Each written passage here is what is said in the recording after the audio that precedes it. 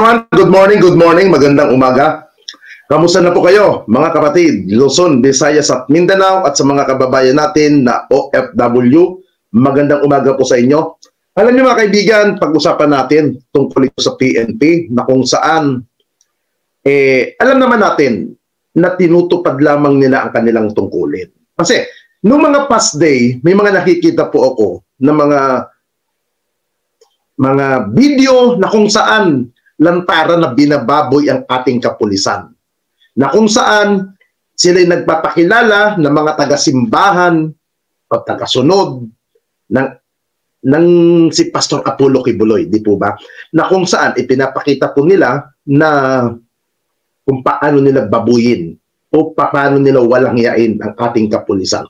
Tama naman yung sinasabi nila ng iba dyan na member ng KOGC na pagod na din ang ating kapulisan. Lalong-lalo na po doon sa mga naka-duty na nagmo-monitor dyan sa KOGC.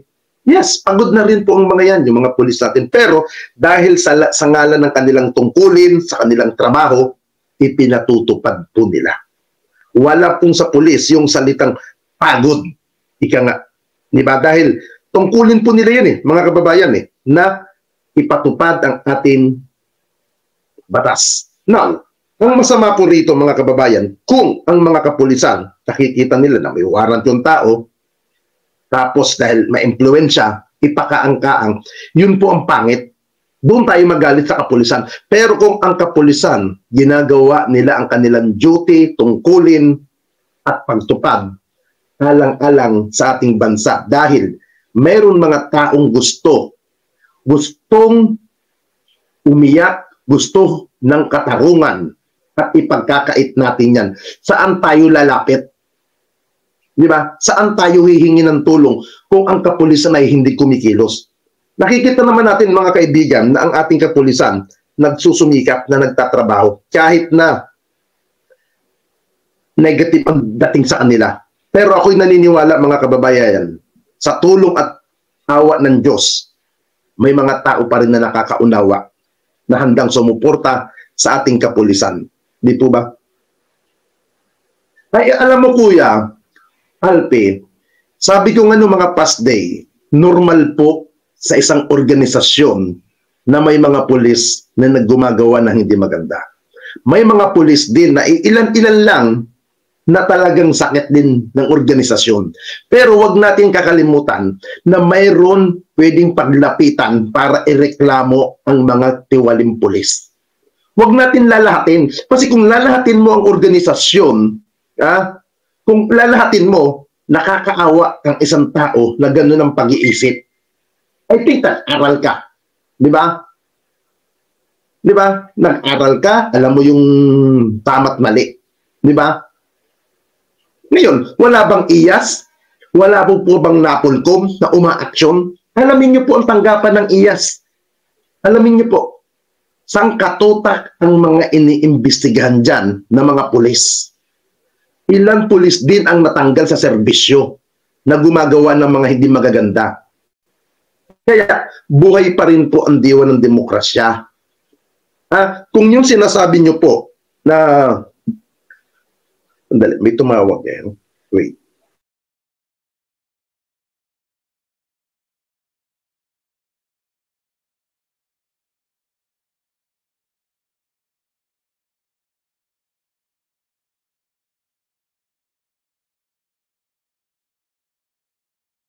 Kung nalahatin natin ang mga kapulisan, napaka-panahon natin pag ganun. Di ba? Lagi po natin tandaan mga kaibigan, may mga opisina dyan na pwedeng magreklamo. Ako, naluluha ako pag naririnig ko yan. Kasi, una-una ako, sabi ko nga, almost araw-araw, umiikot ako sa ating mga kapulisan. Nakikita ko yung iba talagang todo trabaho para sa kanilang sinumpaan tungkulin.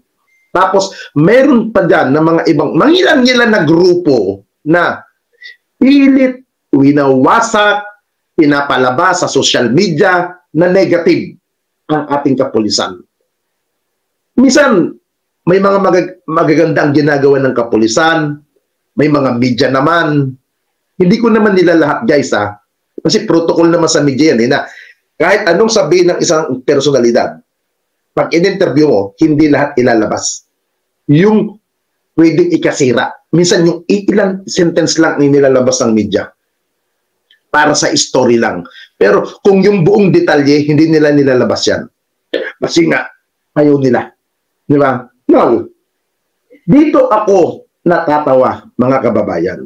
Itong mga supporter ni Kibuloy, na alam naman natin na isang religious group, isa daw maka-Diyos, sumusunod daw sila sa utos at aral ng ating Panginoon Hesukhristong nasa langit. Di ba? Yan ang pagkakakilala natin eh. I think, napanood nyo na rin yung video na kung saan nagsalita na interview ni Kabayan Noli de Castro or dating Vice President Noli de Castro, itong abogado ng KOJC, na kung saan doon supalpal na supalpal ang abogado. Talagang kaya niyan. Alam nyo, nung panahon ni dating Pangulong Gloria Macapagal Arroyo at nung atin ang Vice President ay si Noli de Castro, isa ako sa mga visit dyan kay Noli de Castro. Isa ako dyan sa mga asar na politiko. Dahil nga, tumakbong senador yan, ang title niya pa noon, Boses Ninyo sa Senado, Kabayan Noli de Castro. Pero, nung nakita ko itong bidyong ito, mateka, parang hindi si Noli de Castro ito. Parang hindi si Kabayan Noli de Castro itong napapanood ko sa video, na kung saan talagang pinupursuit niyan na palutangin nila. Ha? Palutangin nila. Panoodin po natin, sa mga hindi pa nakapanood, papakita ko po sa inyo ang video ito. Duwago ang inyong kliyente, ayaw niyang lumabas. Patunayan niyang wala siyang kasalanan. Attorney. Request naman niya ay gusto lamang niya na yung ating mga proseso ay galangin at hindi siya ipadala sa United States of America na hindi pa niya ma-prove yung kanyang innocence po. Attorney, ay di magpaliwanag siya sa Amerika. Una, wanted siya ng Federal Bureau of Investigation, FBI. Pangalawa, meron no siyang sexual abuse, human trafficking dito sa ating bansa. Pangatlo, kung talagang siya ay son of God, bakit hindi sa sumulpot at ipagtanggol ang kanyang sarili at humingi siya ng blessings mula sa God na siya ay pakawalan at siya ay mawalan ng mawala lahat ng kanyang kaso. Di ba, Attorney? Son of God o siya? Naniniwala ba kayong son of God siya? Sir, ako po ay isang Muslim. Ay, wala. Abogado. Abogado ang pinag-uusapan natin. Akin pong ginagalang ang faith po ng ibang tao. Hindi po ako nagdadrop sa ganoon pong level. Yun po ang kanilang... Hindi ho level yun. Tinatanong ko kayo. Ko po yan. Siya ay son of God. Kung siya ay son of God, Attorney, kung maakusa ka in the future po ng, let us say, rape din, napadismiss mo na, and then you will find out later na inosente ka naman talaga, choice mo rin po yun, Sir Noli, na i-insist na wala kang kasalanan and you don't have to surface. That is within our rule of law po, Sir Noli. Hindi. Kung talagang siya po, marami siyang mga taga-subayba, marami siyang tumutulong sa kanya. So, patunayan niyang wala siyang kasalanan, sumulpot siya. At yung sinasabing bangke na pinagtataguan niya, lumabas na siya doon, parang daga siyang lalabas, at siya naman ay may pagkakataon para ipagtanggol ang sarili niya, at marami siyang abogado, kasama na ho kayo kahit kayo ay isang Muslim. Sir, he will certainly, he already said that he will do that. But kailan? He requested lang. Kailan? Sa ating presidente na magpalabas ng written declaration. Mahina naman itong kaso, sir eh. Ang ayaw lang talaga niya na baka ipadala siya doon sa United States of America na hindi pa niya na-clear yung pangalan niya dito. Kailangan niya i-clear ang pangalan niya dito. Na-dismiss na nga itong kaso na ito eh. And it is within his right to really question the finding of probable cause. Ginawa nga ito nila Senator Lacson. Ito na naman hindi niya pwedeng gawin ito. Pauli-uli na lang sinasabi niyo. Attorney, sorry, Attorney. Attorney. Yes po. Huwag ho kayong tuloy-tuloy magsalita dahil hindi ako makapag-question sa inyo. Paulit-ulit ang sinasabi yung mga lakson na yan. Ang sinasabi ho namin, hindi makikialam ang Pangulo dyan, wanted siya sa Amerika, sa FBI, bahala na ang FBI niya. Pero tinatanong ko, yung pag-usapan natin yung ngayon, meron siyang sexual abuse, meron siyang human trafficking, nagtatago pa siya doon sa kanilang compound. Bakit hindi siya lumabas, palabasin ninyo at ipagtanggol ninyo ang kaso niya? Kung talagang wala siyang kasalanan, ay di wala, ma-absuelto siya. Pero habang siya ay nagtatago po, paano niya ipagtatanggol ang sarili niya? Paano kami maniniwala na wala siyang kasalanan? Yun. Di ba? Dito guys, matatawa ka rito mga kaibigan. Ang sinasabi ni Attorney Torion, may banta daw sa buhay ni Pastor Apollo Kibuloy. Yun ang sinasabi niya, may banta daw sa buhay daw ni Pastor Apollo Kibuloy ayon sa tagapagtanggol ni Kibuloy. Alam niyo mga kaibigan, tama ang sinabi ni Noli de Castro duwag si Apollo Kibuloy. Alam niyo po ako po naniniwala po ako mga kababayan, hindi walang mangyayaring masama kay Kibuloy. Hindi, walang mangyayaring masama dyan na mapapatay sa panahon ni Pangulong Marcos. Hindi papayagan yan ni Pangulong Marcos. Bakit ka mo? Pag pinayagan nila yan na may mangyari dyan, ang sisi po niyan sa pamahalaan. Sa gobyerno ni Pangulong Marcos ang sisi dyan. Tandaan po natin. Hindi papayagan yan. Hindi papayagan niya. Kaya yung sinasabi ni Attorney Torion na may banta, ako po, malakas ang paniniwala ko na hindi yan papatayin. Basta sumuko siya ng maayos, makuha siya ng maayos, hindi papapatay si Kibuloy. Hindi mapapatay. Kasi pag napatay si Kibuloy, gagamitin yan ng mga kalaban ng administrasyon. Gagamitin nila yan laban sa Marcos administration. Kahit ako naniniwala po ako mga kababayan, ang gustong mangyari ni General Torre dito at ng ating kasalukuyang PNP chief na namumuno, makuha ng buhay si Kibuloy. Makuha at mapanagot sa korte. Yan ang gusto ng grupo ng gobyerno ngayon. Hindi po ako naniniwala na papapatayan. Kasi, ito pa personal opinion ko po to guys pag napatay si Kibuloy sa under Marcos administration, malaking issue po yan. Malaking kuwan yan. Magiging malaking issues at sa national at sa ibang bansa. Mas naniniwala po ako na mas nanaisin ng gobyernong ito na panagutin si Kibuloy sa kanyang mga nagawang kasalanan. At ang korte ang humatol sa kanya. Kaya, tanggalin po natin sa isipan natin na mamapatay si Kibuloy sa bansa sa panahon ng Marcos administration. Kasi malaking accomplishment po ito, mga kababayan. Yan ang gusto ng mga opisyal ng gobyerno. At yung ginagawa nilang pambababoy ng mga black propaganda, napapatay daw si Kibuloy at yayariin daw ni General Torre, malaking kasinungalingan po yan, mga kababayan. Ako na po ang nagsasabi.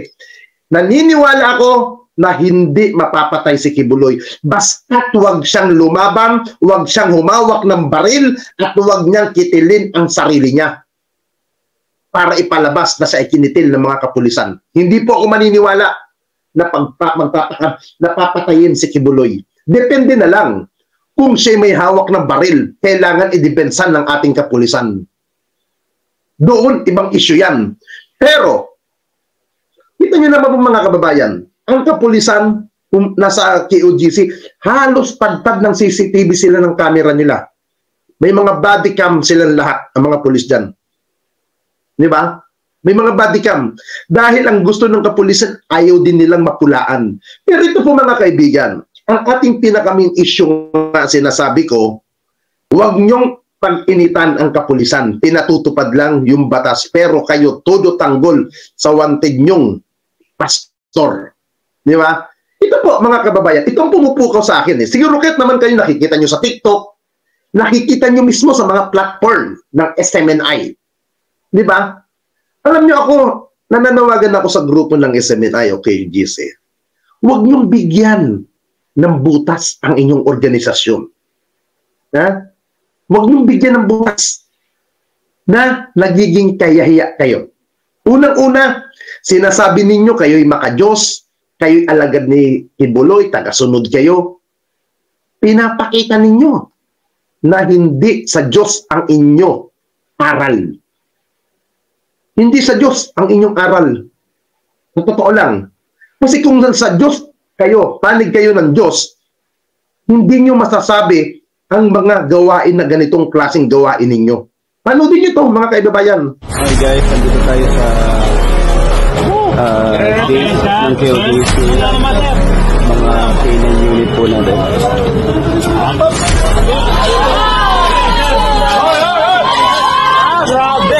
Opo, nagkagulo po kasi hindi po nila pinapadaan yung box na yan. Ayaw nila pa i-scanner kasi kami. May scanner kami. Nagkakarahas na po dito. Nagkakaroon na po ng lahat. Sir, bakit yan, sir? Ayaw po nilang padaanin sa scanner yung box na dala nila. Ayaw nila padaanin sa scanner yung box na dala nila. Ayan po. Ayan po, nagkakagulo na po. Nagkakagulo na po. Nagkakagulo na po. Sir, maximum tolerance! Maximum tolerance! Maximum tolerance!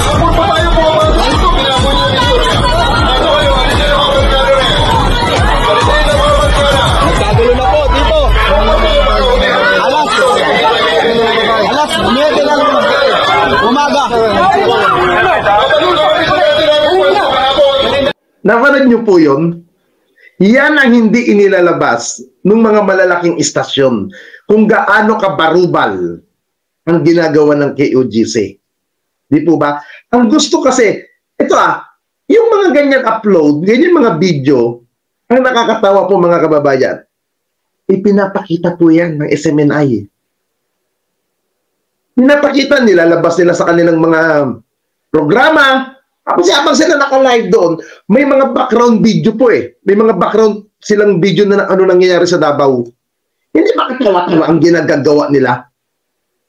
Na alam nila na makakasira sa kanila yan, pinapakita pa rin nila yan. Ngayon pero sasabihin nila maka-Diyos.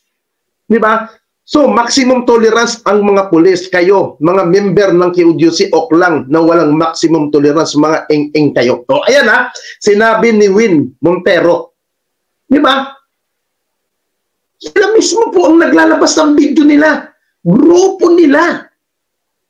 Na pinapakita ng grupo ni Kibuloy kung anong klase silang mananampalataya. Di ba? Malinaw po.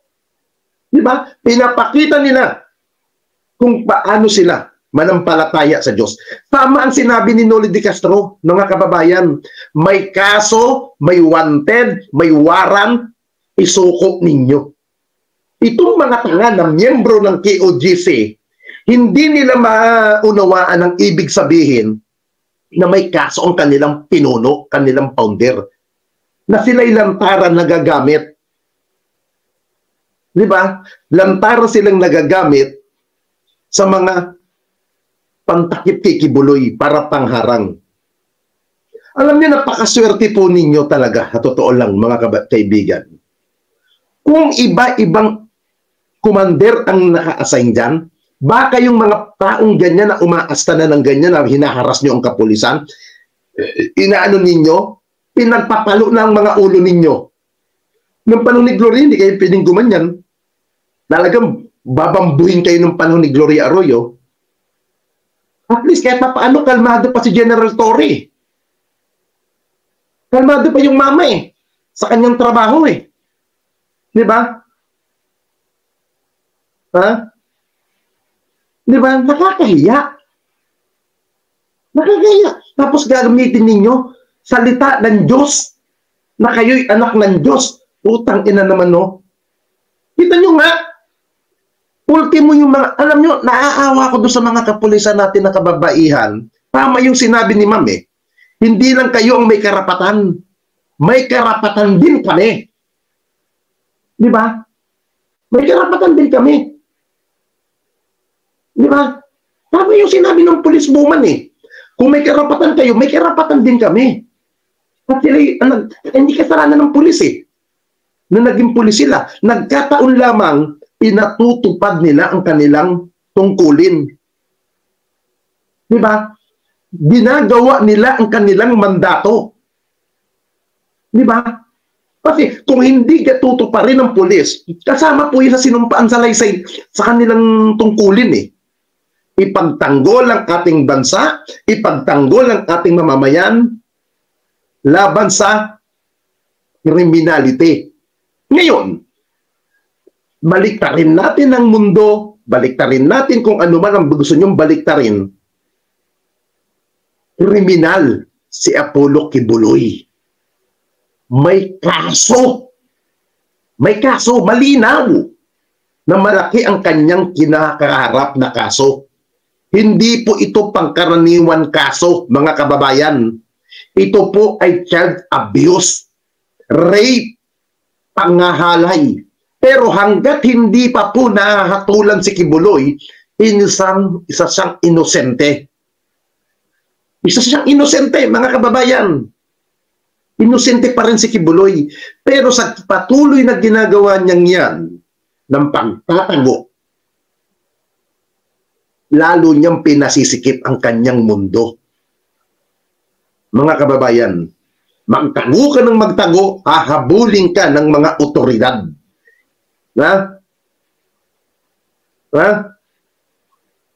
O ito, sangkupal, gago ka, ang pangit mo, kaya mo kinakampihan ng mga pulis kasi nangangarap kang makastyupa ng pulis. Alam mo kaibigan, Tito, isang katagaya mong mangmang, huwag mong ilabas sa social media. Ha? Ang isang kagaya mong tanga na walang bayan, hanggang ganyan na lang ang kakayahan mo. Hanggang ganyan na lang. Ha? Ang babaw ng diskusyon mo, pare. Ang babaw ng utak mo. Alam mo, magpasalamat ka. Bakit? Pinapakita ko pa ang iyong comment. Dahil kahit kabubuhan, katangahan, inilalabas ko rito sa live ko. Ha? Pero ganun pa man, pare. Yan ang huli mong comment. Gumawa ka uli ng panibagong account mo para makapag-comment ka pa dito. Para makita natin yung kabubuhan mo. Ha? Nakakaawa ka. Ganyan ang mga miyembro ng samahan ng kulto na yan. Di ba? Simple lang naman ang gusto natin eh. Kung talagang walang kasalanan si Kibuloy, kahit 1,000 abogado, kaya niyang kumuha ng mga mahuhusay na abogado. Kaya niyang kumuha ng mga dikang pamilyang abogado, mga kababayan, para idepensa siya sa korte. Pero, mas ninanais niyang sumuko. Hindi po issue dito, kababayan, mga kaibigan, kung meron siyang kaso sa Amerika. Ang punto dito, may warrant ka, yan ang harapin mo. Ha? Yan ang harapin mo. O ito, pakita ko pa po ito ibang video kung gaano sila makadiyos, makapagsamba. Ha? Ginagamit nila ang salita ng Diyos. O ito yung kay General Torre, na kung saan bago sila pumasok sa GOGC. Pakinggan po natin itong mabuti. Hindi ito ang lugar para tayo magdebate. Yes, sir. Kung may reklamo ka, maghain ka na lang ng reklamo. Pero ngayon, papasok kami sa ayaw at sa gusto mo. Okay? Ipaalam ko. Oh, excuse me!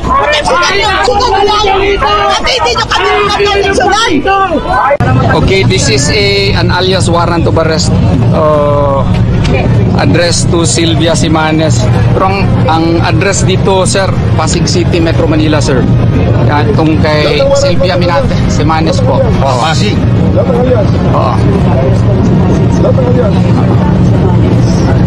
At kahit saan namin pwede yan, kahit na yan ay Pasig. And elsewhere, basahin mo, attorney. Excuse me, elsewhere mo ha? Sandali muna, ma'am. Sige. Nag-usap kami rito ng maayos. Sige lang po. Yes, ma'am. Sir, kasi ito, ano kasi ito, enclosed building. Attorney. So yung address sana, sir. Address sana. Ito, attorney. Yes, sir. Hindi ito ang lugar para tayo magdebate. Yes, sir. Kung may reklamo ka, maghain ka na lang ng reklamo. Pero ngayon, papasok kami sa ayaw at sa gusto mo. Okay? Ipaalam ko lang ito sana. Sige, ano gusto mo sabihin? Sir, ganito po, may certification po ang NBI, sir. Immaterial yun, attorney. Na-serve na daw yung alias Immaterial yun, attorney. Immaterial yan. Immaterial yan. Akin na yung papel ko. Ito. Bibigyan namin kayo. Si Selvia Simanes na ito, sir. Mag-usap kayo, attorney. Mag-usap kayo ng 30 minutes. Bibigyan kita ng 30 minutes dyan. Papasok kami sa gusto mo. So, ang plano mo talaga magpasok, Yes. whether we like it or not, Yes. even if ipagkita namin itong certification. Magreklamo ka na lang, attorney, kung ito ay isang illegal na operasyon. Di, sir. Magreklamo ka na lang. Sige, magreklamo na lang kayo, ma'am. Hindi ito ang lugar para tayo ay mag-debate. Okay? Gusto nyo mag-debate, dalhin nyo sa korte ito. Sir, Okay? may certification na Hindi nga natin so, yan. ang ibig mo sabihin, maski may certification Attorney, FBI, sige, sabihin natin, papasok pa rin kami. Kahit na may certification ng kahit sino, dahil ako'y naniniwala, balido ang warrant na ito. sir, Okay? kasi Pasig City, sir eh. And elsewhere nga, attorney, basahin mo. Elsewhere po yung tao, hindi po yung... Sabihin mo sa judge na pag reklamuhan mo. Basta may 30 minutes ka, attorney. Pag hindi, alas 5 papasok kami. Okay? Sa pagpasok ni General. Papasok kami. Basta papasok kami. So, mas Attorney. sinabihan kita, sir, na may Yes. certification na. Yes. Tapos, Papasok kami. Ang warranty po, Papasok sir, kami. si Selvia Attorney. Simanes lang po. Sige. Bakit? Hindi ba sila member nyo? Sir, ginamit mo lang yata yung position mo, sir.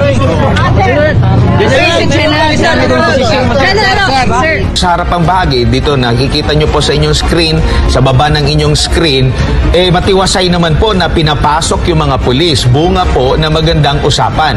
Lugar namin to! Oy, excuse me! Proteksyonan niyo! Sugan lang! At hindi niyo kami proteksyonan! Ayaw pulis kayo! Ayawa ko! Sumanin nyo lang! Ayawa mo nyo! Proteksyonan niyo! Ayawa mo lang! Huwag niyo kami proteksyonan! Sabi niyo niyo! Hoy! Proteksyonan niyo yan! Ayawa sila! Kita nyo? Diba? Kalmado lamang si General Nicolas Torre. Diba? Relax na relax. Cool na cool. Diba? Cool na cool. Diba sabi niya nga, hindi ito ang panahon ng atin para magdebate at magdiskusyon tayo. Kung may reklamo kayo, meron kayo nakitang hindi magandang ginawa namin, dalhin nyo sa korte. Yan ang isang opisyal ng PNP. May bayag. May bayag. Handang isakripisyo ang buhay. Alam niyo mga kaibigan, yung ginagawa ni General Torre, 10 ng mga opisyal ng nandiyan, saludo ako. Bakit? Ginagawa nila ang kanilang mandato. Ginagawa nila ang tungkulin, kalakip ng kanilang pagsugal sa kanilang karir bilang opisyal ng ating kapulisan. Kita nyo, minumura na nga sila dyan harapan, binababoy silang harapan. May nakita ba kayong nagpukpukan? May nakita ba kayong tulakan na tinulak ng mga kapulisan? Wala, di ba?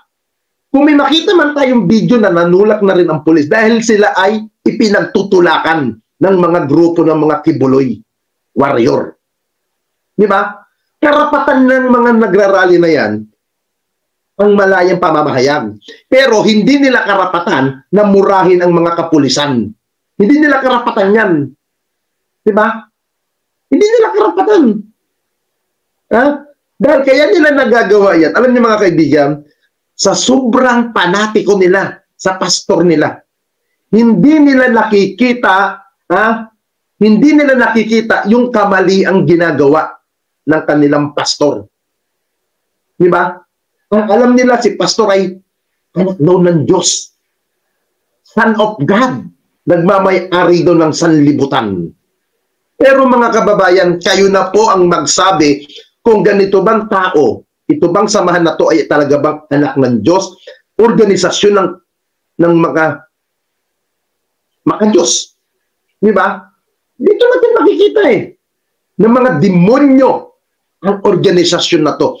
Hindi makatao, walang respeto sa saligang batas, walang respeto sa ating pamahalaan, at walang respeto sa mga otoridad. Di ba? Yan ang simbahan nila. Di ba? Nakakahiya ang samahan na yan sa mga totoo lang. Di ba? Kinukuha nila ng grupo pong yan mga kaibigan, kinukuha nila yung mindset ng tao na bobo. Kinukuha nila yung kahinaan ng kokote ng isang tao para mapaniwala nila na sila ay kakampi ng Diyos. Di ba? Ito nga pong mga kaibigan, ulitin ko po yung sinabi ni Chief PNP. Nabanggit ko na rin naman to sa inyo, mga kaibigan. Basahin ko po muli yung sinabi ni PNP Chief nung nakaraan. Nasaan na yun? Yung kanyang binitawan statement. Ito. Nasaan yun? Wala yung salamin ko. Ito yung statement ni PNP Chief. Na kung saan may versikulo pa to eh. Ito.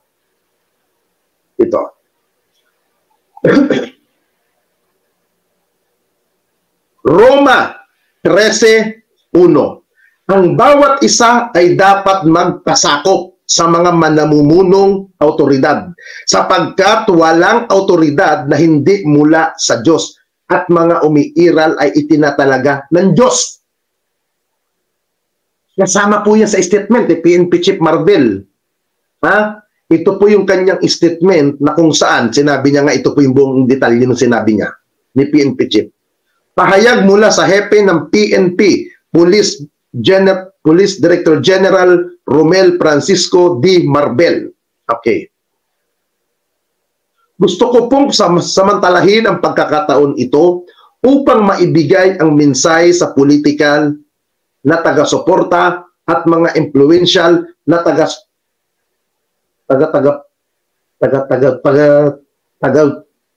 taguyod at sa mga nasabing sumusunod. Si Ginoong Kibuloy sa batas harapin ang mga akusasyon laban sa kanya sa tamang legal na proseso.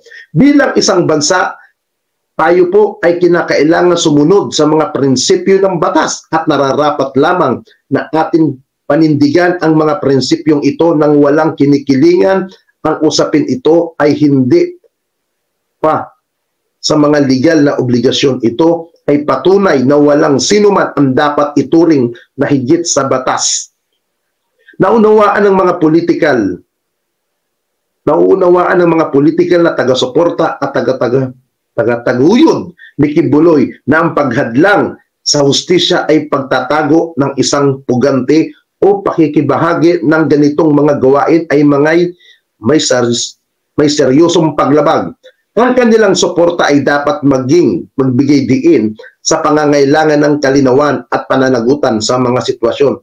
Ang Kingdom of Jesus KOGC, ang mga miyembro nito ay kinakailangan iayon ang kanilang mga kilos sa mga turo ng Bilbia. Di ba? Dapat tama ang sinabi ni PNP Chief eh.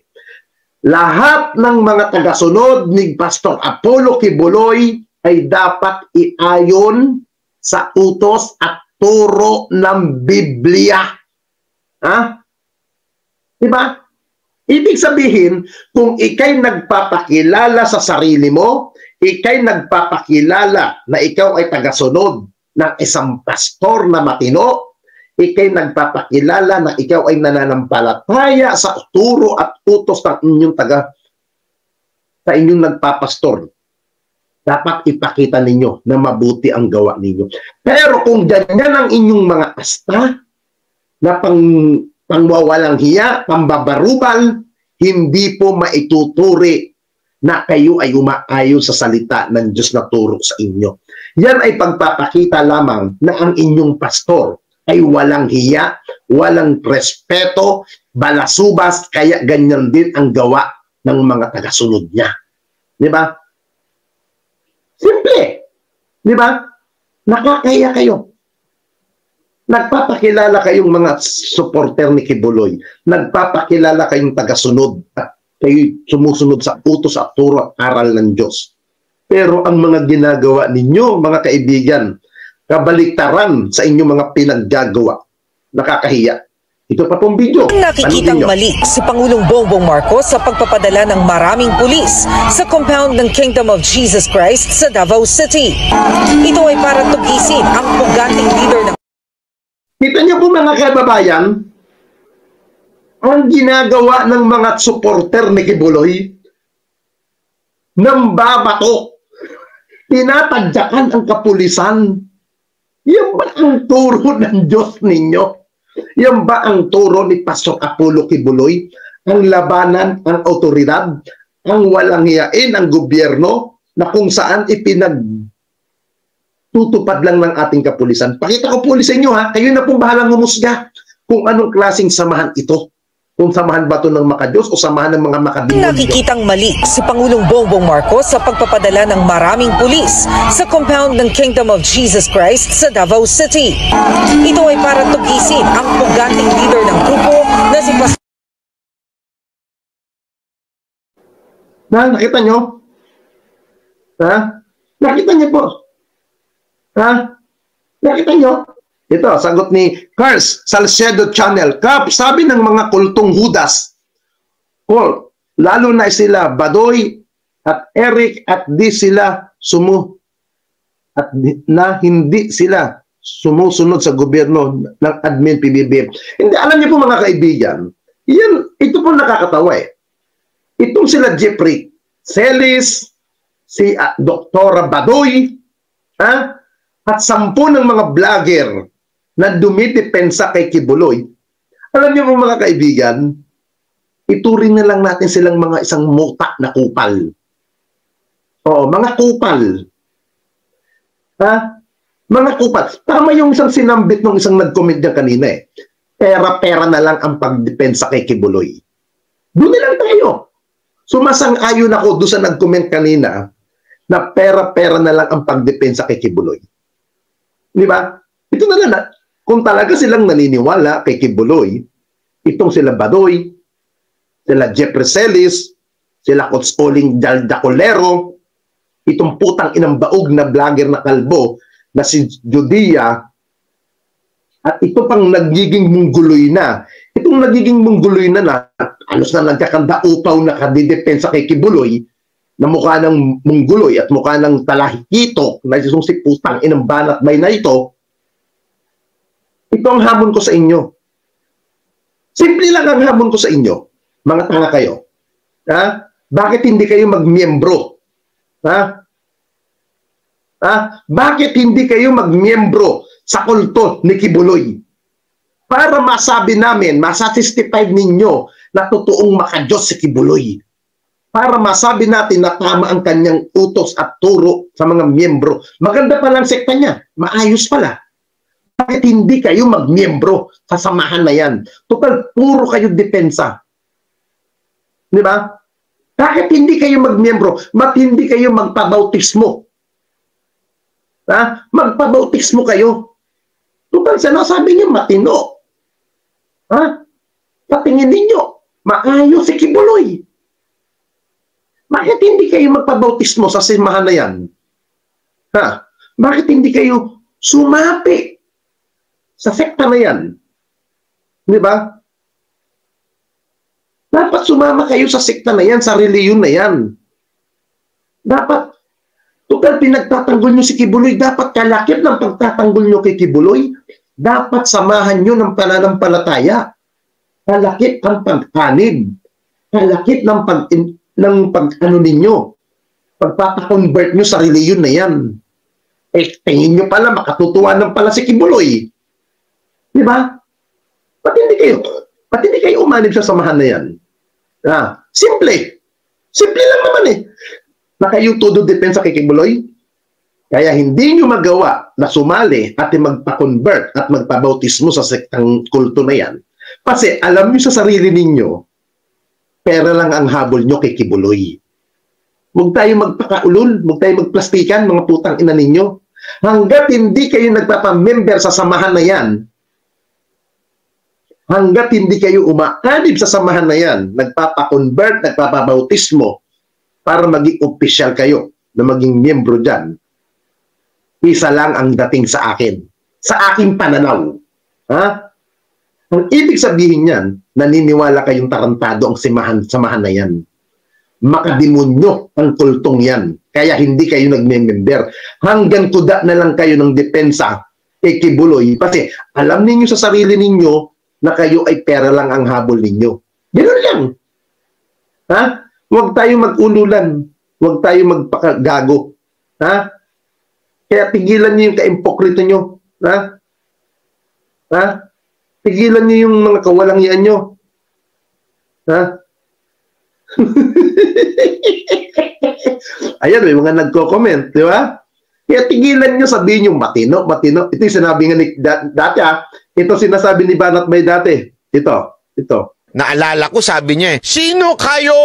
Di naalala ko sa preaching niya yan Ako ang may-ari ng kalangitan at ng lupa. Ang Diyos Ama ang aking tatay. Naalala ko yan Ang kingdom ay akin. Di ba? Sino kayo ngayon? Gamitin mo ngayon yan, Brad.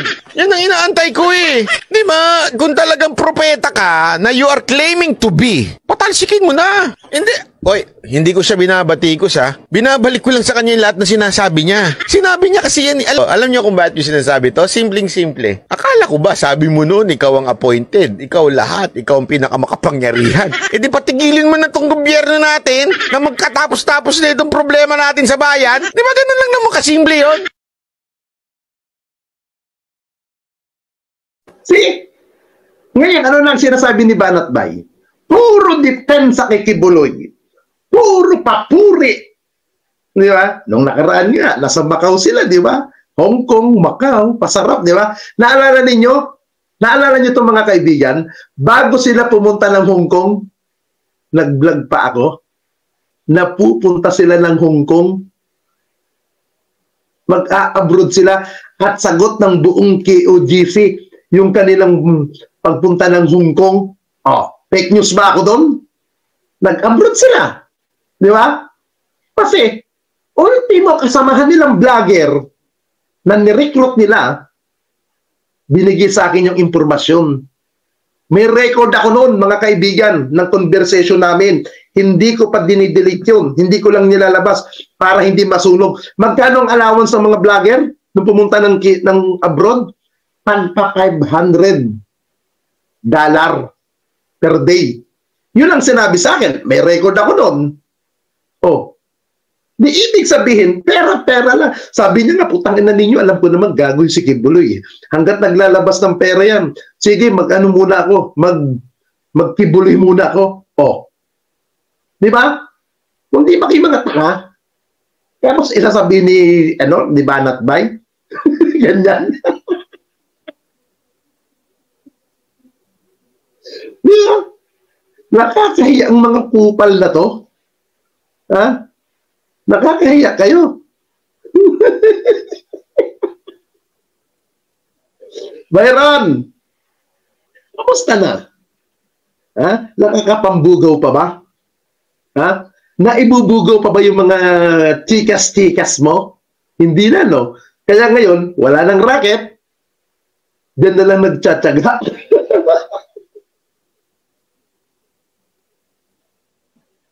Diyos ko pong mahabagin, no?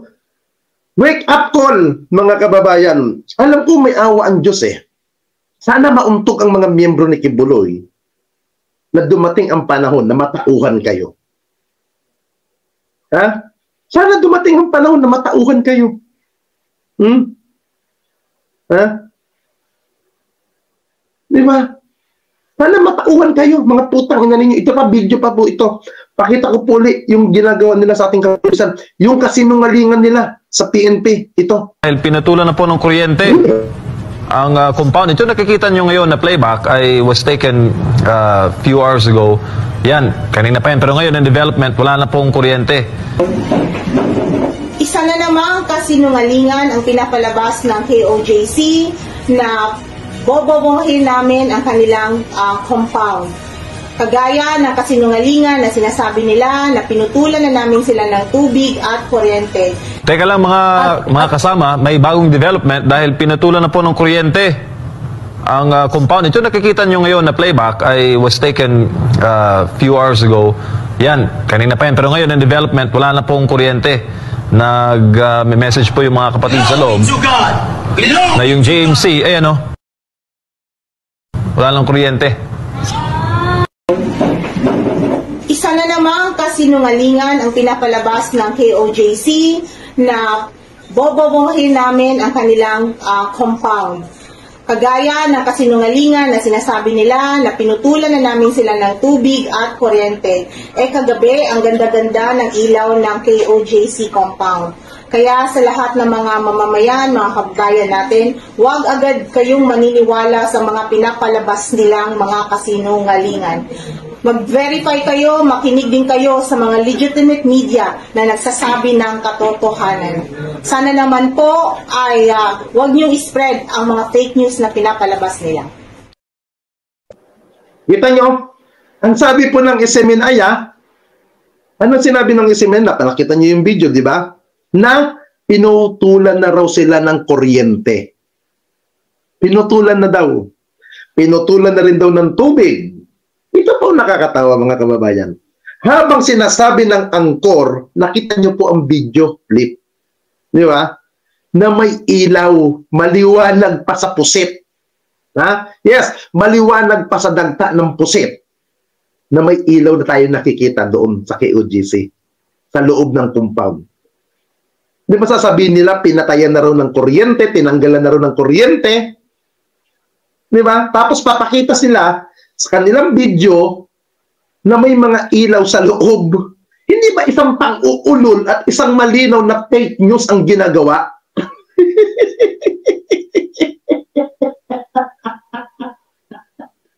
Isang kagaguhan ang pinakikita ng mga KOJC at lalo na ng SMNI. Hindi nyo mapapasinungalingan yan na sinungaling kayo. Sabi nyo, pinatayan na kayo ng kuryente. Bakit mismo sa actual sa video ninyo, ginano ninyo, sa loob ng building may ilaw? Bakit nakakapagkuha pa kayo ng live doon?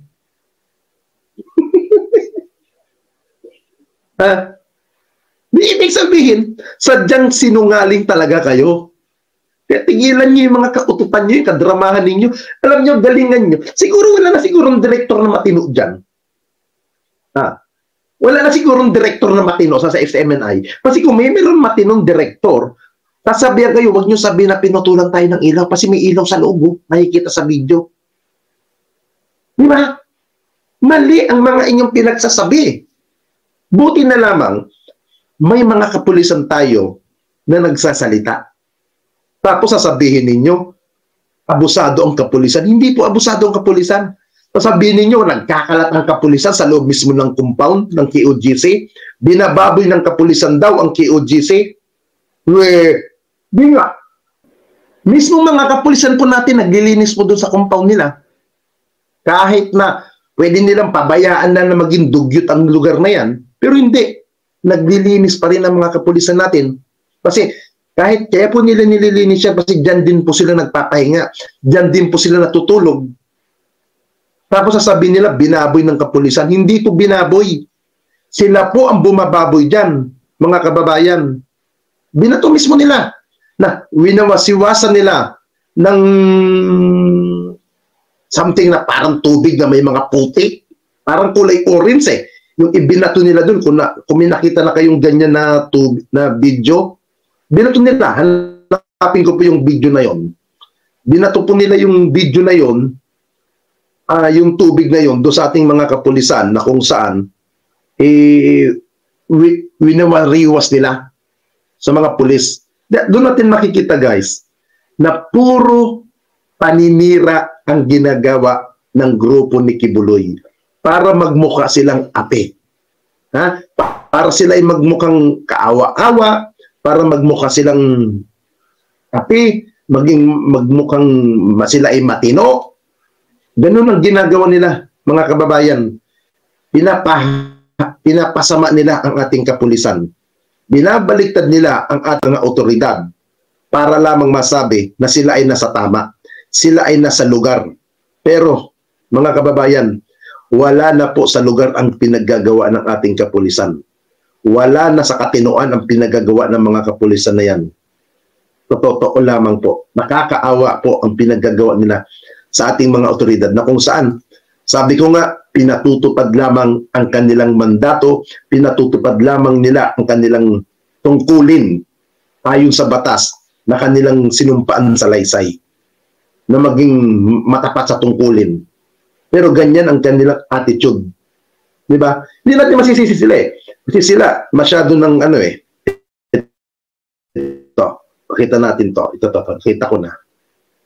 Nakita ko na yung video. Na winawasiwasan nila yung mga otoridad ng putik ata ang putang inang yun eh. I don't know kung putik ba yun. May halong ihi o may halong tae.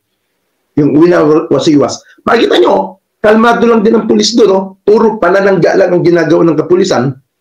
Puro pananangga lang. Pananangga lang ang ginawa. Hinahayaan lang sila ng kapulisan. Pero pag ibang commander po ang gumanyan, ay Diyos ko po, ito po yung video sinasabi ko.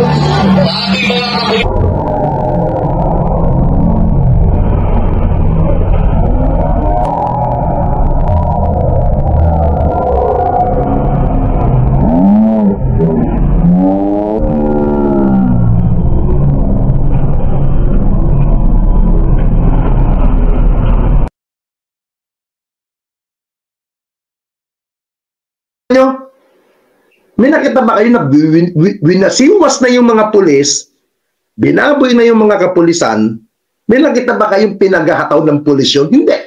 Maximum tolerance pa rin ang ginawa ng kapulisan. Di ba?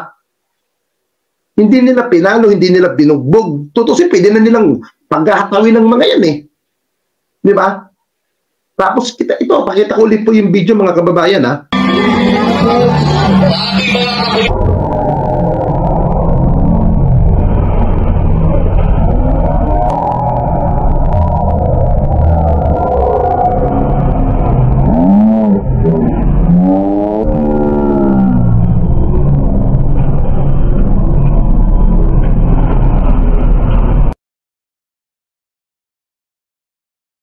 Di ba? Ngayon, yan ba ay fake news? Yan ba ay gawa-gawang video? Hindi. Sa kanila mismo nang galing ang mga video na yan. Doon nga ako nakatatawa eh. Naka-live ang SMNI, pinapakita doon yung mga pinagagawa nila na hindi na makatao, hindi na makakatwiran, nilalabas din nila sa kanilang platform. Di ba? Tapos kumukuha sila ng simpatya sa tao. Akala siguro nila ang mga tao tanga. Akala siguro nila ang mga Pilipino mangmang na kagaya ng mga organisasyon nila. Ha? Ha? Di ba? Yun ang ginagawa nila. Tapos, pagmumukhain nila na masama ang kapulisan para sila kunwari ang api.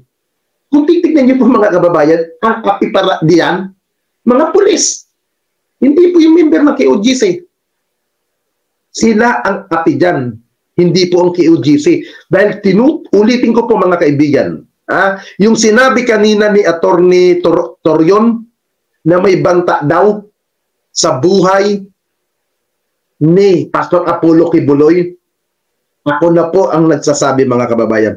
Isang malaking katarantaduhan ang sinasabi ni Attorney Torion. Ako'y naniniwala, mga kaibigan, hindi gago ang gobyerno ni Pangulong Marcos para payagan niya na mapatay itong si Kibuloy under sa kanyang liderato o kanyang administrasyon. Mas nanaisin pa ni Pangulong Marcos or ng PNP chief na makulong si Kibuloy kasi mapatay. Kasi malaking kasiraan po yan sa gobyerno. Mga kababayan, hindi po ako naniniwala na nanganganib ang buhay. Mas naniniwala ako sa salita. Mas nanganganib ang mga biktima ni Kibuloy hanggat hindi nahuhuli ang taong yan. Hanggat hindi napapanagot si Kibuloy, yun ang may mga banta sa buhay. Yung mga biktima. Yung mga biktima na nagustong mangyari ay magkaroon ng hustisya. Yung mga taong na pagkakaitan ng batas sa ginawang kriminal na crime ni Kibuloy, yun ang may banta sa buhay, hindi si Kibuloy, mga kaibigan. Hindi po si Kibuloy ang may banta sa buhay. Yung mga biktima niya ang may banta sa kanilang seguridad hanggat hindi nahuhuli ang taong yan. Kaya huwag tayong maniniwala sa mga padala, sa mga pautot ng grupo ni Kibuloy. Yan po ay puro mga black propaganda lamang para sirain, para masamain ang imahe ng ating kapulisan. Di ba? Kaya mga kaibigan, huwag po tayong mawalan ng suporta, tulong sa mga kapulisan. Ipagdasal po natin ang ating gobyerno. Ipagdasal po natin ang ating kapulisan, especially po yung mga nasa Davao, mula sa PNP chief hanggang sa mga 10 ng kanyang mga general. Ipagdasal po natin. At ang ating mga militar, ipagdasal natin. Hindi po matutupad ang trabaho ng mga authority kung tayo po ay hindi nakasuporta sa kanila. At ako po'y naniniwala, mga kababayan, mas marami po ang Pilipino na naninindigan para sa ating bansa, para ipagtanggol ang ating inang bayan. Kita niyo na lamang po, pinagmamayabang ng mga tagasunod ni Kibuloy, 8 million daw sila. Nagpi-people power na daw sila. Nananawagan sila noong mga nakaraan. Lusubi na ang Malacanang. Di ba? Pababain na ang mga Marcos sa gobyerno, sa Malacanang. Pero ano pong nangyari? Ano pong nangyari? Nagagawa ba nila yan? Hindi. Kasi nga, walang silang sapat na bilang. Kung may bilang man sila na iilan-ilan, yan yung mga tipo, yan yung mga tao na tanga na sumusunod sa kanila. Shout out nga pala. Ito shout out nga pala sa pinanser ng mga rally. Hello. Hello. Babanggitin ko ba ang pangalan? O sige, pangalan lang. Hi Harry. Harry Potter. Ang pinanser. Si Harry Potter. Si Harry Potter na tama na. Sa Harry Potter, paborito ko yan. Paborito ko. Yan ang nagpipinance ng mga rally. Galing sa mga Chinese. At sino ang naglilista? Sinong may hawak ng mga mga tao na kumukuha para magpalista? Para kumuha ng mga general? Kumakausap sa mga general? Shout out na lang kay Sandra. Sandara. Sandara. Yun na lang. Sandra. Wala akong binabanggit na apelyido. Alam niyo mga kaibigan, ganito po yan, pakinggan natin ito mabuti. Noong panahon ni dating Pangulong Gloria Macapagal Arroyo at ni dating Pangulong Joseph Estrada, nawawirtap ang mga yan. Di po ba? Namomonitor ang tawag. Kung noon nakakamonitor ang intelligence, kung noon nagkakaroon ng wiretap, sa tingin ba ngayon, hindi na monitor ang mga tawag ninyo?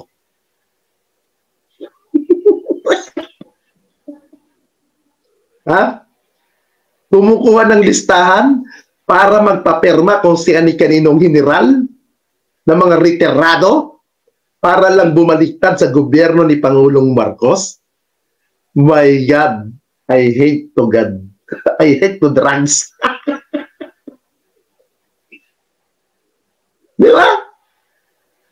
Hindi po ako intelligence, mga kababayan, pero uulitin ko po, mga kaibigan, kung dating Pangulo na si Erap na wiretap, at lalo na si dating Pangulo Gloria Macapagal Arroyo na wiretap, nagkaroon pa ng Hello Garci. Di ba nung dating pag-upo ni dating Pangulong Erap na wiretap siya, ang suspect niya noon si dating Lieutenant General Jose Calimlim, dating ISAP chief noon si Lieutenant General Jose Calimlim, na wiretap niya dati si dating Pangulong Erap Estrada.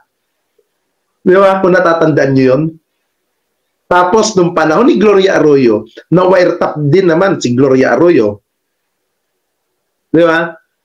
Uulitin ko, ang may hawak at ang kumakausap sa mga retirado ay Sandara.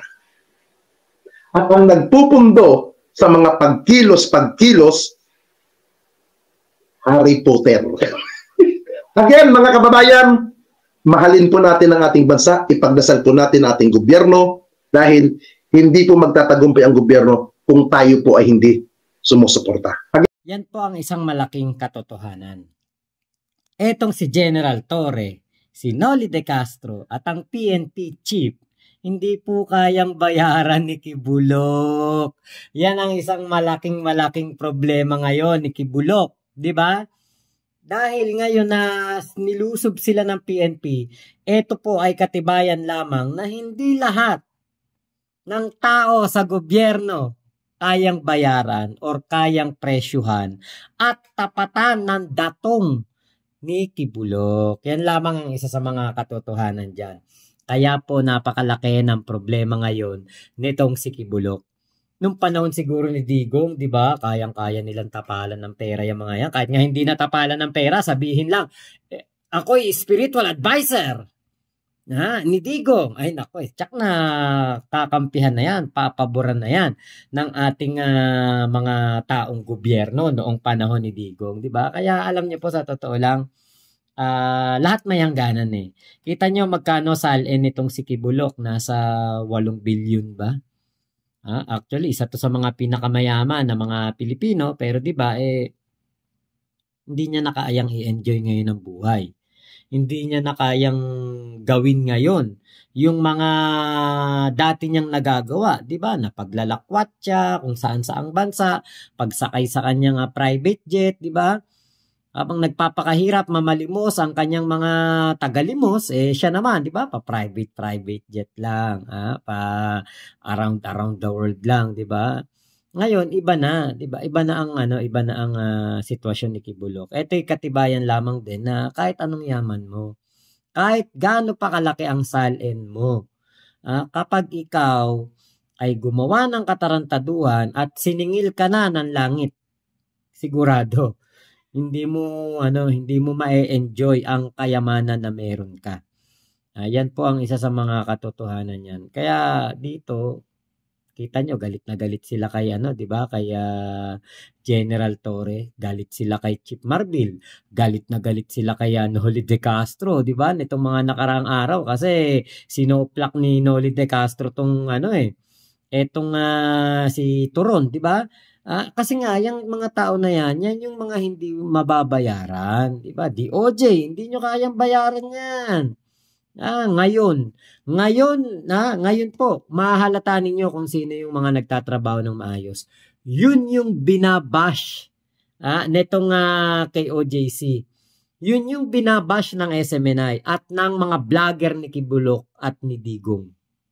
Yan po, tandaan ninyo. Basta binabash ni Kibulok, binabash ng grupo ni Kibulok at ng kanilang fake news media na SMNI. Yan yung mga nagtatrabaho ng maayos.